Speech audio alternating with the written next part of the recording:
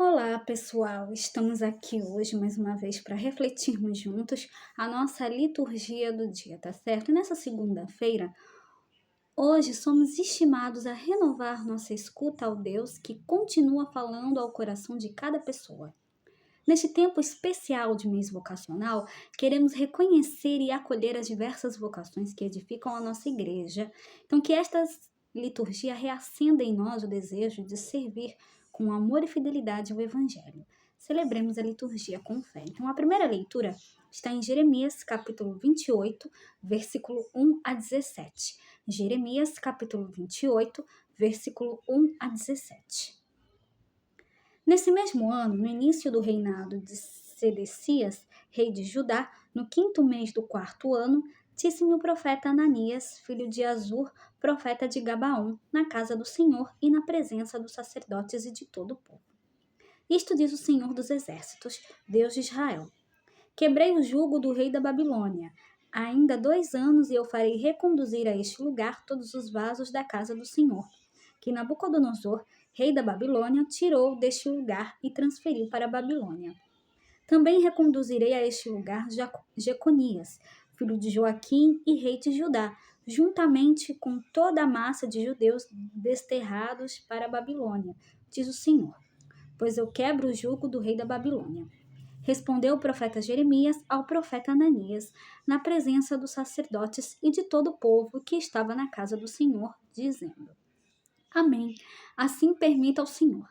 Realize ele as palavras que profetizaste, trazendo de volta os vasos para a casa do Senhor e todos os deportados da Babilônia para esta terra. Ouve, porém, esta palavra que eu digo aos teus ouvidos e aos ouvidos de todo o povo. Os profetas que existiram antigamente, antes de mim e antes de ti, profetizaram sobre guerras, aflições e peste para muitos povos e reinos poderosos. Mas o profeta que profetiza a paz, esse somente será reconhecido como profeta que em verdade o Senhor enviou, quando a sua palavra for verificada. Então o profeta Ananias retirou o jugo do pescoço do profeta Jeremias e quebrou-o. E disse a Ananias na presença de todo o povo: Isto diz o Senhor: Deste modo quebrarei o jugo de Nabucodonosor, rei da Babilônia, dentro de 2 anos, livrando dele o pescoço de todos os povos. E foi-se pelo seu caminho o profeta Jeremias. Depois que o profeta Ananias foi retirado o jugo do pescoço, depois que o profeta Ananias havia retirado o jugo do pescoço do profeta Jeremias, dirigiu-se novamente a palavra do Senhor a Jeremias. Vai dizer a Ananias: Isto diz o Senhor: Quebraste um jugo de madeira, mas em seu lugar farás um de ferro. Isto diz o Senhor dos Exércitos, Deus de Israel. Pus um jugo de ferro sobre o pescoço de todas estas nações para servirem a Nabucodonosor, rei da Babilônia, e lhe serão de fato submissas. Além disso, dei-lhe também os animais do campo. Disse ainda o profeta Jeremias ao profeta Ananias: Ouve, Ananias, não foste enviado pelo Senhor e, contudo, fizeste este povo confiar em mentiras. Isto diz o Senhor: Eis que te farei partir desta terra. Morrerás este ano, pois pregaste a infidelidade contra o Senhor. Naquele ano, no 7º mês, morreu o profeta Ananias. Então, aqui na primeira leitura, nós temos aqui o profeta Jeremias fala aqui, o Senhor fala aqui através do profeta Jeremias: Ouve, Ananias, não foste enviado pelo Senhor, e contudo fizeste este povo confiar em mentiras. Então, aqui nós vemos, né? O profeta Jeremias falou ao profeta Ananias, né? Eis que te farei partir desta terra. E aí, naquele mesmo ano, no 7º mês, né, o profeta Ananias morreu. Então, aqui, né, Deus fala através do profeta Jeremias, né, a todo o povo.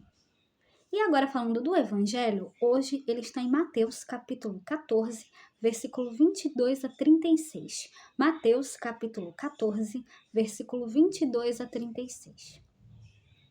Depois que a multidão comera até saciar-se, Jesus mandou que os discípulos entrassem na barca e seguissem à sua frente para o outro lado do mar, enquanto ele despedia as multidões. Depois de despedi-las, Jesus subiu ao monte para orar a sós. A noite chegou e Jesus continuava ali, sozinho. A barca, porém, já longe da terra, era agitada pelas ondas, pois o vento era contrário. Pelas 3 horas da manhã, Jesus veio até os discípulos, andando sobre o mar. Quando os discípulos o avistaram andando sobre o mar, ficaram apavorados e disseram: "É um fantasma!"